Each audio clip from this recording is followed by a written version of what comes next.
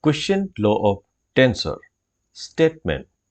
If the inner product of a set of functions with an arbitrary vector is a tensor, then the set of functions is also a tensor. Let a upper suffix ij lower suffix k be a set of functions and b upper suffix k be an arbitrary vector so that aijk into bk is a tensor, that is Cij. Say this is equation number 1. We have to prove that aijk is also a tensor. In X prime I system, we have a prime ijk into b prime k is equal to c prime ij, which implies a prime ijk into b prime k equal to, the right hand side can be written in terms of transformation law of c prime ij, because c prime ij is a tensor, that is del x prime I by del x alpha into del x prime j by del x beta into c alpha beta,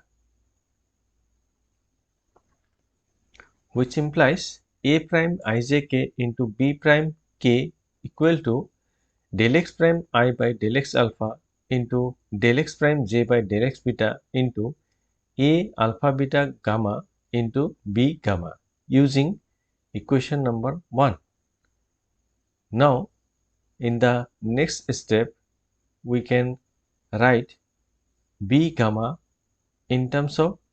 tensor law of transformation as del x gamma by del x prime k into b prime k. Now, shifting the right hand side term to the left hand side, we will get, and rearranging the terms, minus del x prime I by del x alpha del x prime j by del x beta into del x gamma by del x prime k into a alpha beta gamma into b prime k equal to 0. Now, from both the terms, we can take common b prime k. So, taking b prime k common from both the terms, we will get a prime ijk minus del x prime I by del x alpha into del x prime j by del x beta into del x gamma by del x prime k into a alpha beta gamma whole into b prime k equal to 0. Now, since b prime k is arbitrary, we will get a prime ijk is equal to del x prime I by del x alpha into del x prime j by del x beta into del x gamma by del x prime k into a alpha beta gamma, which is the transformation law of a third rank mixed tensor. Thus, aijk must also be a tensor. Hence, if the inner product of a set of functions with an arbitrary vector is a tensor, then the set of functions is also a tensor,